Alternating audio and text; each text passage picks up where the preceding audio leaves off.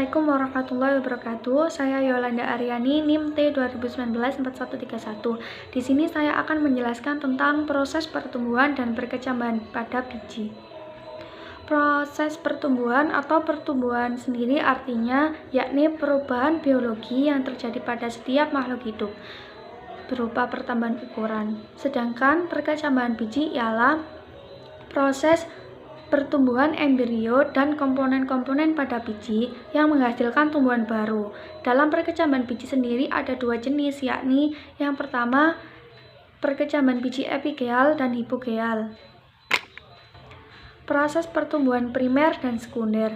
Proses pertumbuhan primer terjadi akibat aktivitas pembelahan sel pada jaringan meristem yang terletak pada ujung akar dan ujung batang.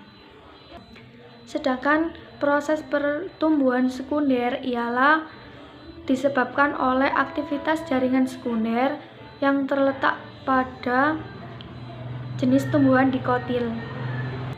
Faktor-faktor yang mempengaruhi pada pertumbuhan. Ada dua faktor yang mempengaruhi pada pertumbuhan.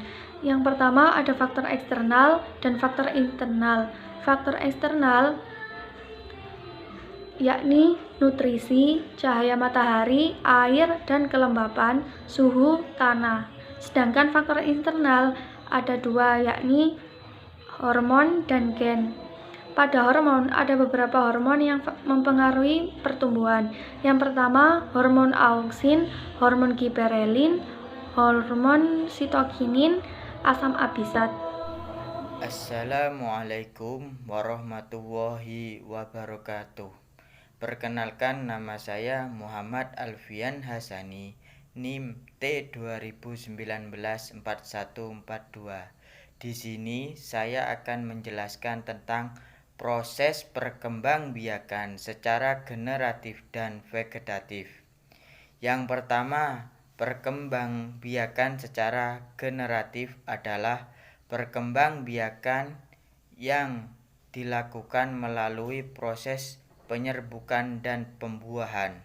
Sedangkan perkembangbiakan secara vegetatif terbagi menjadi dua jenis, yaitu vegetatif alami dan vegetatif buatan. Membedakan perkembangbiakan secara vegetatif dan generatif. Yang pertama, perkembangbiakan secara generatif adalah perkembangbiakan tumbuhan secara kawin atau pembuahan.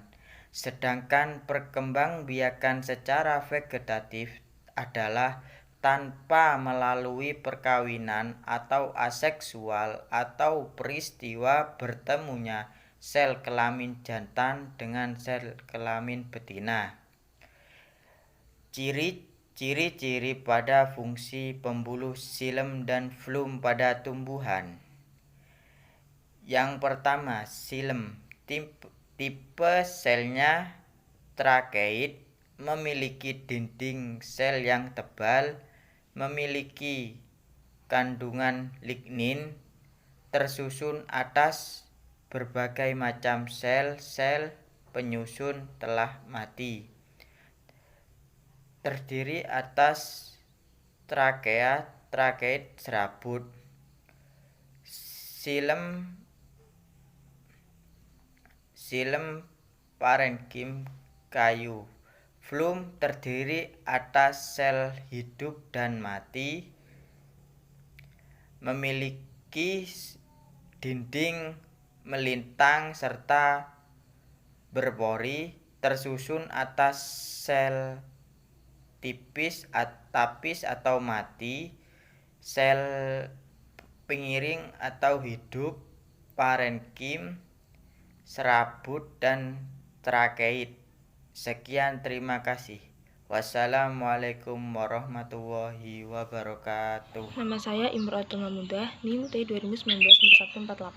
Di sini saya akan menjelaskan poin yang G, yaitu faktor yang berpengaruh terhadap kecepatan pengangkutan tumbuhan. Yang pertama yaitu daya hisap daun atau tarikan transpirasi. Daya hisap daun merupakan Gaya tarikan yang timbul terhadap air terdapat di bawah sel-sel hidup atau sel-sel daun dan akan selalu ditarik terus-menerus seiring penguapan yang terjadi untuk mengisi kolom air pada silem. Hisapan daun terus-menerus membuat air yang terdapat di akar akan terus naik ke daun. Yang kedua yaitu kapilaritas batang. Kapilaritas adalah peristiwa naik turunnya air dalam pembuluh-pembuluh sempit, sehingga dalam pembuluh silem terdapat pipa-pipa kapiler yang menyebabkan air naik dan membantu pengangkutan air dan mineral pada tumbuhan. Oleh karena itu, konsep kapilaritas ini menimbulkan tarikan molekul air dari akar sampai daun secara terus-menerus. Yang ketiga yaitu tekanan akar. Akar tumbuhan menyerap air dan garam baik siang maupun malam. Pada malam hari, ketika transpirasi sangat rendah atau bahkan nol, sel-sel akar masih tetap menggunakan energi untuk memompa ion-ion mineral ke dalam silem. Endodermis yang mengelilingi stel akar tersebut membantu mencegah kebocoran ion-ion keluar dari stel.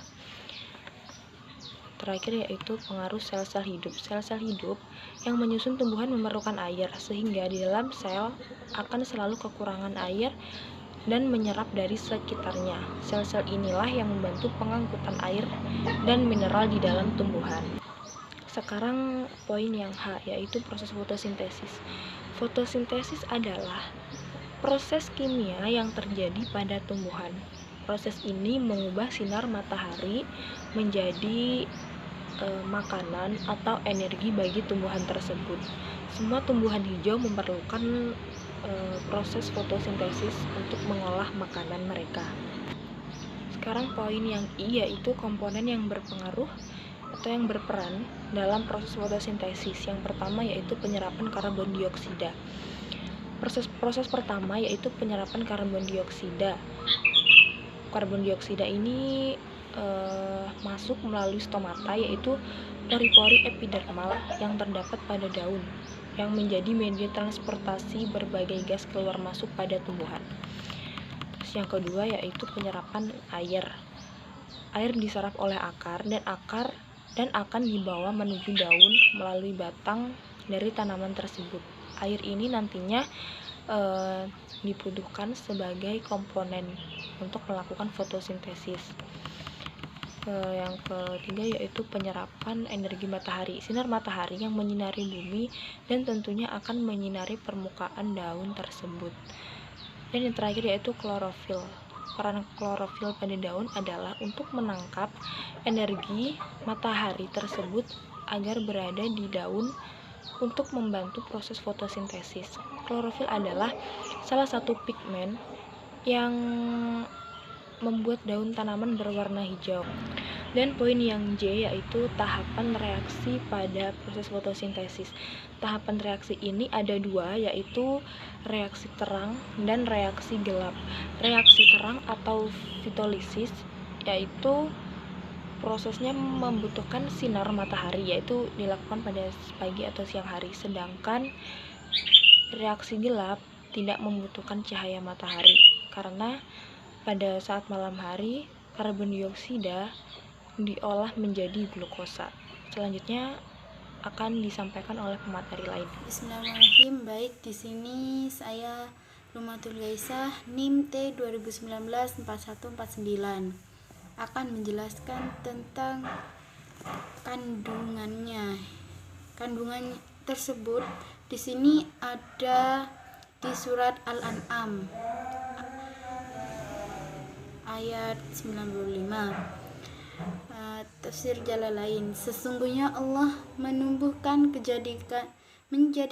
butiran tunas tumbuhan dan biji dari pohon kurma. Dia mengeluarkan yang hidup dan yang mati, seperti manusia dan unggas, yaitu berasal dari